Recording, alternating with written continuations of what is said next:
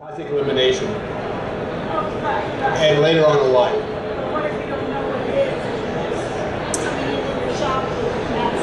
That's where Oscar comes into play. He can actually sensitize and determine what the issue might be by a number of skin tests. Yeah, I think the therapeutic use of probiotics during an allergy is still being worked out. So Absolutely agree. We're still learning the application for that.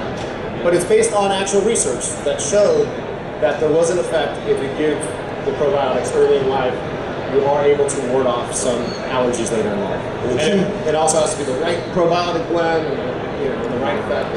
All that has absolutely, as age and stage of life can make a little difference in another age and stage of life. But it has to be the right strain for the right breed. We don't have that information just yet, clearly. But for the industry, what does that mean is that there's an indication for puppies to get on probiotics early in life. Support that, yes. Gentlemen with that.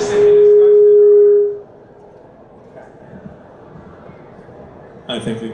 I came late to the presentation, so I may have missed this description if it had been given. Could you give us a Cliff Notes definition of probiotics versus prebiotics, and as it relates to prebiotics, how that came into play in nutrition? Thank you for that important question. Have you ever gone to a train station and sat down and relaxed for a while and have a bag of popcorn? If you throw out the bag of popcorn, what usually comes around? Birds. Pigeon. You got it. You're good. So the idea of the prebiotics is to draw in the birds, which in this case are the bacteria that are friendly. So you're trying to find the food that's appropriate for the birds. So now we're going to try the prebiotics that's appropriate for the bacteria. So the difference is that the prebiotic is a type of carbohydrate as a rule, not always, that actually is attracted to or beneficial for a specific strain of organisms. So that back together, they can actually do better. So a specific food that is really appropriate for the organism. That's the difference between prebiotic is the food, probiotic is the organism. They actually have a relationship where one can't live with, the body can't live without probiotic also. So the prebiotics are like the car. And the only thing I would add to that is the whole thing it makes up what now is being focused on as the microbiota.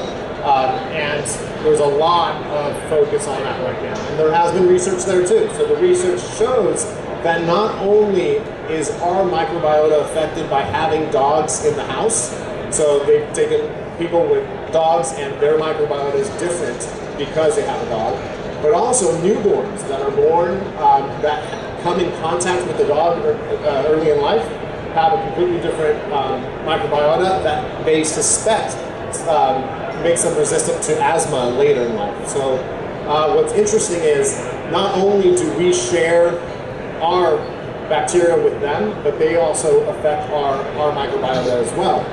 And this goes into play with some of the probiotic blends that we pick. Because while I completely agree with the other speakers that there are certain strains that are not found in humans that are beneficial for dogs, because the dogs are living with us, we have to be careful that we don't give them a strain that is potentially damaging to the people they live with. So an example is Bacillus.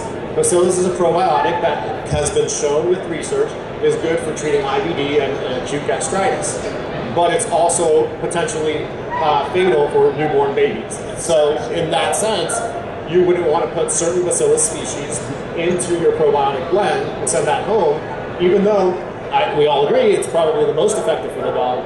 They're living with people. So this is one of those situations where, again, it's not about humanization, it's about compatibility and making sure that the probiotic blend's compatible with us as well. Good analogy, Alex.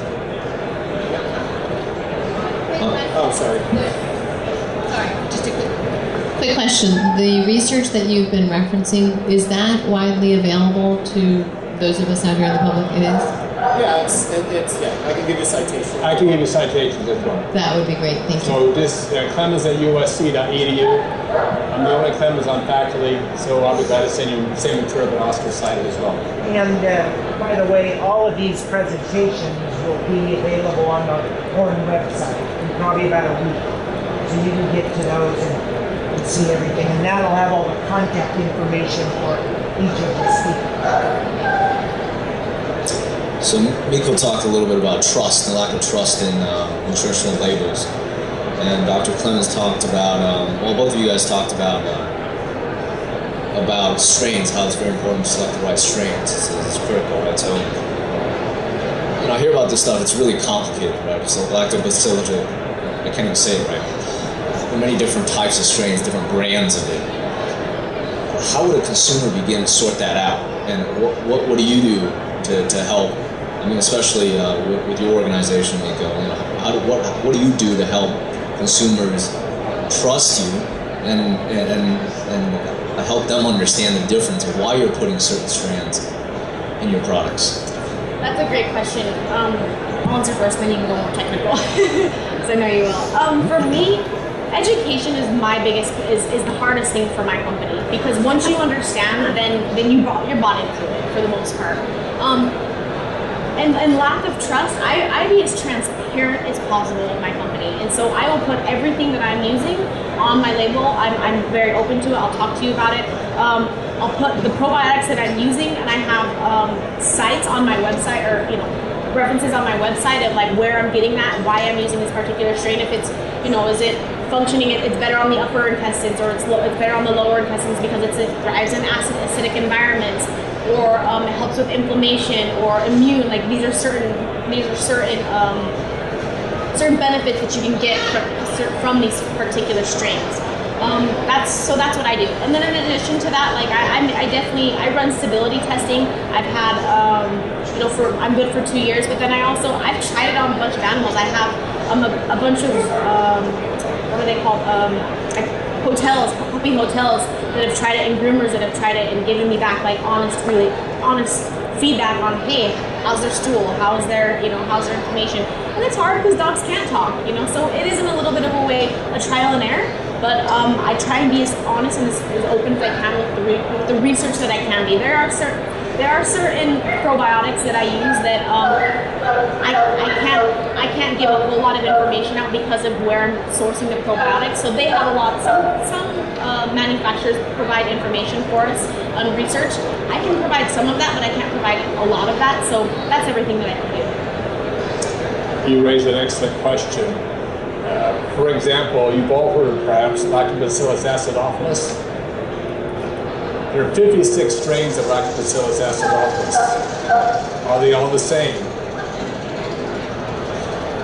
So I would submit, if you go to probiotics.org, some of my friends in Canada, Gregor Reed, actually helped establish that, and Mary Ellen Sanders here in the United States helped establish probiotics.org. That website could give you a tremendous amount of information on that very point. I would advocate, after being in this world, in this particular area for 25 years, I would really advocate, as I told Health Canada a number of years ago, and the FDA in 2000, that was 15 years ago, that we really should extend the naming on the label, whether it be for pet food or for human food, genus, species, and strain. And just real quick, so kind of just a cliff note sort of summary. So you want a blend that has over 5 billion CFUs, viable CFUs, and then you got to work with your supplier you trust, to make sure they've done the testing to ensure that it's 5 billion. And guess what? It's 5 billion on the day that you order from them, and then they start degrading, right? So you got to keep that in account too. So 5 billion total minimum of a combination of 6 to 8 strains of lactobacillus and bifidobacterium. That is a sort of good starting point. It can get a lot more technical than that.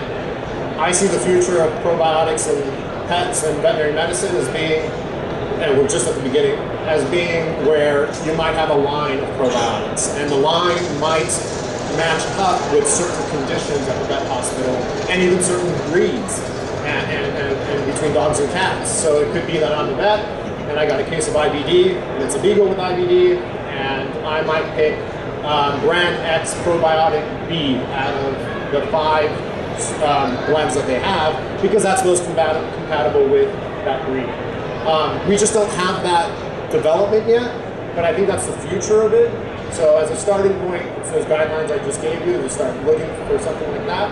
But the potential for probiotics, just real quick, the things that every veterinarian should be considering in clinics for dogs that are sick with IBD or IBS is a probiotic blend. That doesn't mean that every probiotic blend is going to help that case, but they should at least try. Giving antibiotics, of course, antibiotics, we know this in humans. If you get antibiotics, you're going to wipe out some good bacteria. So take a probiotic. So now the idea is veterinarians should be sending home a probiotic with every antibiotic. Exactly. I think 5 to 10 years from now, we're going to basically make the recommendation that's developing in humans, which is there's currently this war on the microbiota for humans because antibiotics and you got to keep everything clean. You got sanitizer everywhere. We're killing all these bacteria that are supposed to be good on our bodies. And so the only way to replenish those, the only way to get those back is by taking a daily probiotic. I think the future of probiotics in veterinary medicine and in pets and in humans is daily use, routine daily use. But we just need the data to support that, and usually that comes later. It will take a regular use of these organisms. Once you've established the microbiota within the first 4 hours of life on the human side, and extends, modulates just a little bit over the first 12 months, depending on the environment in which they live, like children would live. That stays pretty much the same until you get to the 7th decade of life, and then you get this changeover where the friendly bacteria are not so much, and unfriendly bacteria are so much. So we want to maintain a more of a friendly environment, so we can reduce the risk of developing some of the conditions that Oscar mentioned. Good questions. Yes, sir. So first of all, I just wanted to add something to your talk, Dr. Roger. I was just reading one article the other day that says that not certain bacteria, the probiotics, if they have a butyric acid producing capability, like short chain fatty acids, they can take care of the IBDs, because in human side, what they're doing is they're focusing more on the bacteria which produces short chain fatty acids like butyric acid. And they found that those bacteria, probiotic bacteria, they can take care of the cancer and colitis and inflammatory bowel disease. And most recently I read, it's just for your information, that in University of Sweden, they combined the probiotic with prebiotic. And they said if you combine the probiotic with prebiotic, and the more and more butyric acid is in the gut, that will, it's a lot of science behind it, I'm not going to go in detail of that. They say that particular butyric acid can enhance the satiety. So they are developing a prebiotic and probiotic combination for the obesity. And that can enhance the satiety level. Now, that was the information. Now I have a question. Yeah, actually, I've heard about it. It was actually on, I believe it was on Dr. Phil or Dr. Oz just a few months ago. I don't know the name of the doctor, but I know it's a University of Sweden. No, but I'm saying it was presented, this science was presented, and this theory of the probiotics inside of it and helping with obesity. Right. So there's a video available on YouTube, I guess. You're spot on the butyric acid side, for sure. It's butyric acid and succinic acid and all those stuff. That's correct. Yeah. So my question is now, we talk a lot about the efficacy of the probiotics, and as you rightly said, there is no safety data available. So as a consumer, how do I make sure that whatever probiotic I'm taking, whether it's lactobacillus, bifidobacterium, blah blah blah, which one is safe for me and my dog? That's an excellent question. On the human side, there is a spectrum of safety data. It's really quite impressive. Classic one is lactobacillus, KCI, Wheelwright, those kinds of, they're like the one you call Chavez, which was actually developed at Tufts University, over 300 clinical studies, a spectrum of safety data, volumes that would fill the space right here.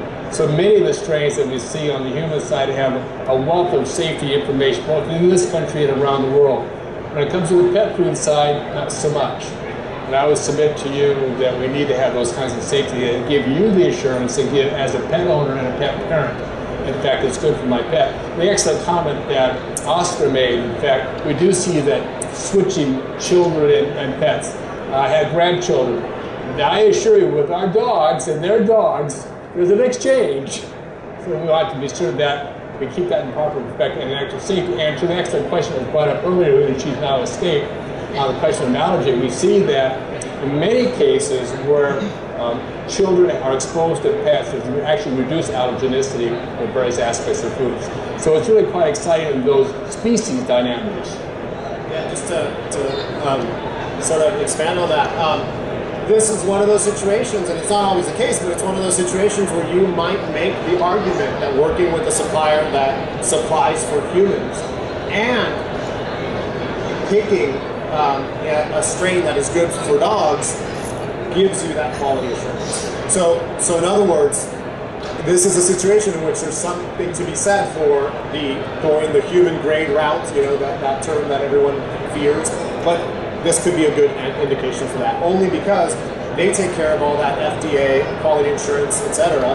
And then you could just specify the blends. And so to go back to how do you create credibility is you have to work with someone. I'm a vet, so I'm biased. I'm going to say work with a vet and get that credibility by having the vet formulate pick your strain and then work with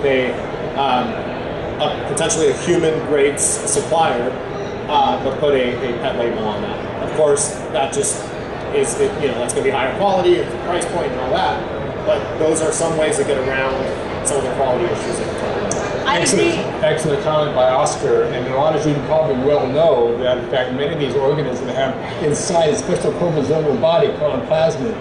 So that gives a unique characteristic, and as humans receive antibiotics, as pets receive antibiotics, what is the makeup of that plasmid? Will it cause resistance or does it cause susceptibility?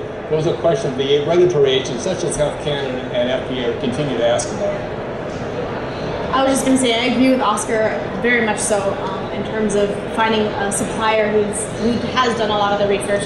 I think what's interesting too is there are companies that are developing probiotic strains from dogs, and it's happening already. And I think that's really interesting because what type of health benefits are we going to get from that type of a strain, those types of strains versus human strains or versus plant strains. So I think again the technology it's coming, and I think we're a little bit, all of us here are a little bit above the cusp when it comes to animals, but it's coming, and I think that it'll be interesting to see once those animal strains kind of come out and they can prove that their stability and they have those types of quality assurance on them.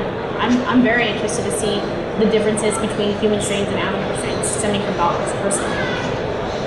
I have a question, David. I have a question myself, as far as kind of clarifying what's going on physiologically with these bacteria in your gut. You know, what is beneficial about them? Are they keeping the bad ones at bay? What are they doing? Do they have certain metabolites that just by living in your gut and eating your prebiotics that are in there, do they have certain metabolites that are doing something? And then, so that's kind of, how does it all work from a physiological standpoint? And then the other question is, we keep hearing about immune health, how it's good for immune health. Why? Tell us a little bit about that too. The bacteria, I'll take the first stab at this, having done a lot of work with the FDA on this great topic in question, David. The bacteria in your gut talk to the rest of your body. They signal, they call it signaling pathways. And if so, we take the gut and it secretes called immunoglobulin A. That's a very important component of your immune system. Well, actually, the cells that line your GI tract line the other parts of your body as well, including the respiratory tract. And evidence clearly indicates, one, if you the stimulation of IgA and the GI tract actually helps reduce the incidence of other issues associated with such as oral issues, upper respiratory tract issues, and otitis media, ear infections. So there's a signaling mechanism to say I need to produce compound A, B, and C, in this case immunoglobulin A, to reduce the likelihood of developing an infection in other parts of your body. In addition, that to your excellent comment, David, that the cells are not just dormant. A gentleman in the back mentioned about butyric acid. There are other compounds called bacteriocins. The bacteria actually produce their own innate antibiotics. And it's those kinds of compounds that say, I don't want organism X, like C. difficile, to grow, so I'm going to create an environment so it's hostile. In order to produce these compounds called bacteriocins, they also change the pH. Most pathogens do not like to grow in an acid environment. Pathogens just don't grow that way, whereas friendly bacteria grow just fine. So a lactobacillus and likes lactic acid. Acid means a low pH, high acidity. So if you create an environment that's hostile to pathogens, that's another mechanism in which they work. There's a cascade of other events elucidated both in Belgium and in New York. I have a whole lecture series on that. But this gives you some examples of how, in fact, organs in the body can affect other parts of the world, of your immune system as well. So I'll give you my, the explanation I would give of pet parenting. We have a population in our gut. There's humans and dogs. There's a population in our gut. The population is like the population of a city. There's a lot going on. You've got some good bacteria, those are the cops, and they're in there and they're keeping everyone in check, right? Every once in a while, cities experience problems. They have a natural disaster, or there's a vulnerability, i.e. you eat something that you shouldn't, and it disrupts that environment. So what happens is there's riots, right? Like sometimes happens in cities, right? There's a bad announcement, political issue, something, and they're rioting. The cops get overwhelmed, and the other guys, the opportunistic guys, take over and start causing all kinds of havoc. So we call out the military police. What's that? Antibiotics. They come in and they wipe everything out. Evacuate everybody. Clear out the good guys and the bad guys, because the good guys were losing anyway. And now you have this sort of wiped out population, a city that needs to be repopulated with some good bacteria and enforced with some, i.e. probiotics. Obviously that's not what's happening, but it's a way of thinking about it that might give you more of a practical sort of, insight. It's really good also. I'd say some of the things too that can make this go on, because I think this is a really good point. The way that you brought it up, it would be something the way I'd say it. But stress is a big factor.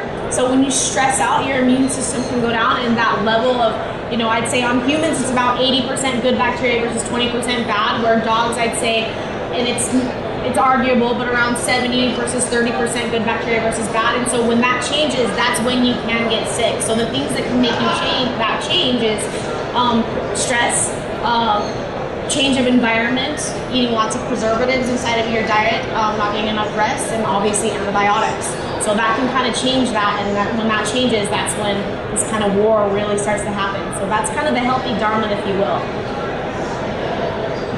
So again, I'm not going to ask a question. Just another information, as Dave asked about the probiotics.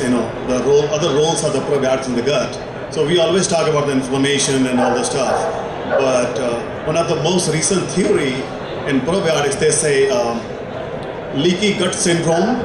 If you have bad bacteria in your gut, they produce a lot of toxins, bad materials.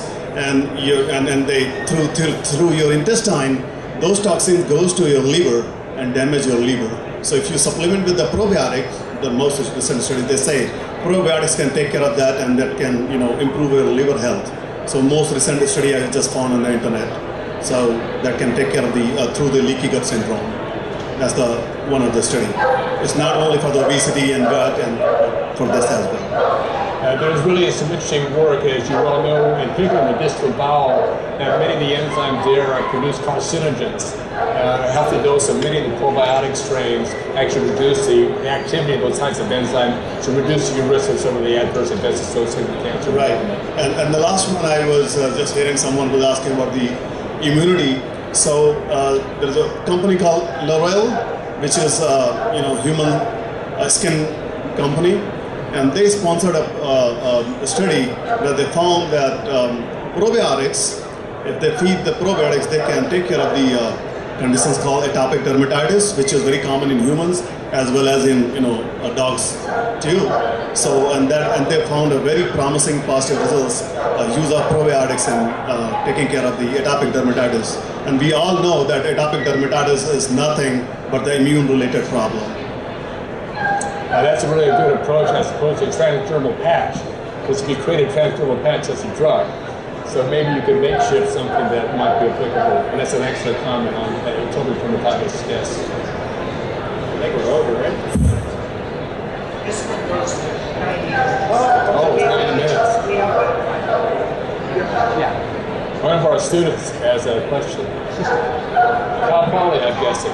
You got it. So I know one of the issues with probiotics is the degradation over time, is that you possibly lose some. But is there a possibility that there is too much of a good thing, as in you could possibly overfeed probiotics or something? In the case of lactic acid producing bacteria, is there a possibility that metabolic acidosis could occur if there is an overproduction of the good bacteria?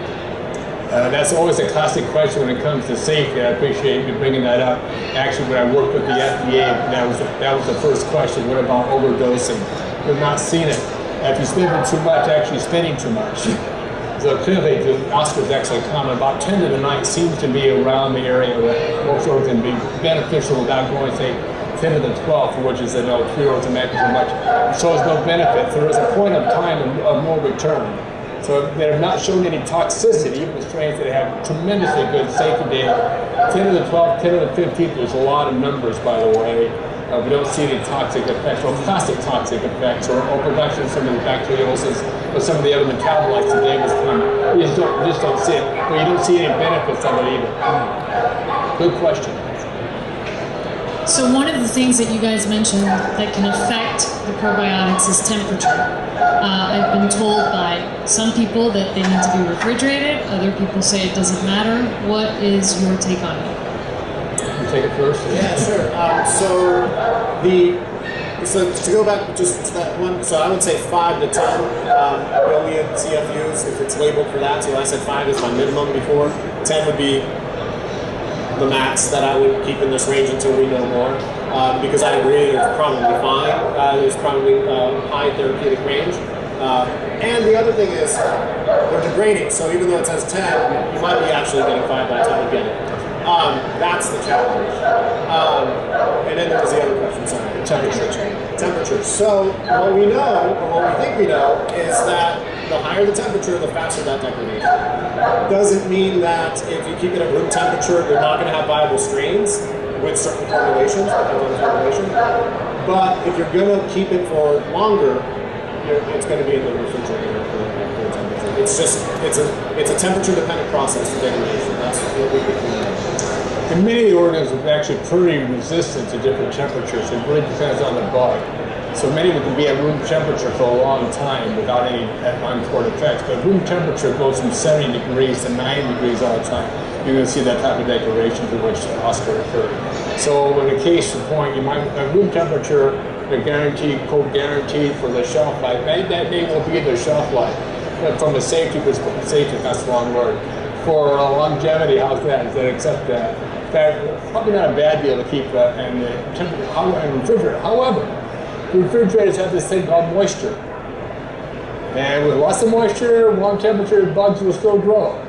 So at what point in time do they become self-limiting? To David's earlier remark, they actually will grow, then peter out, then will they be viable for you or for your pet to be for the next stage? And that's quite questionable. And some companies actually have really good data on temperature and moisture concentration, whereas many companies do not. So I think there you have to ask the supplier, what data do you have on the particular issue? Good question. I was thinking. You need to think about, sorry, 1 second. You need to think about what type of probiotic you're taking too. So a lot of supplements, we use freeze-dried. So freeze-dried, so they freeze-dry it and then therefore it's shelf-stable. But if you're getting something, for an example, if you're eating yogurt, and now yogurt has a lot lower CFU count, and it has and not as many strains as, say, for an example, like a supplement that you would take or I would take or etc. the dog. So that's not freeze dried. It's actually live bacteria culture inside of there. So that's one thing to take into consideration. So is it freeze dried or is it not? You know. So I don't know if you guys have seen that Good Belly, that juice. that they have probiotic inside of the juice, or kombucha for an example. Those are actual foods that have probiotic into it, you know, certain soys and etc. So that's something to take into consideration. And the date on it too, when it does get wet, it actually activates the probiotic. So if it is freeze dried, it activates it, and the shelf life on it, or the life on it, starts going, and then it can die. So that's why moisture, I said two things, temperature and moisture. That's why those are the two things that you need to worry about in terms of freeze drying. And that's why also when I said the date, if you look at the manufacturer date, they may not have run stability testing. So a stability test essentially means that at the time of manufacture, I'm going to test this product. I'm going to see how strong and efficacious, that's the word that we use, this product is. Then I'm going to put it on the shelf for 3 months, or I'm going to put it in the freezer for 3 months. And then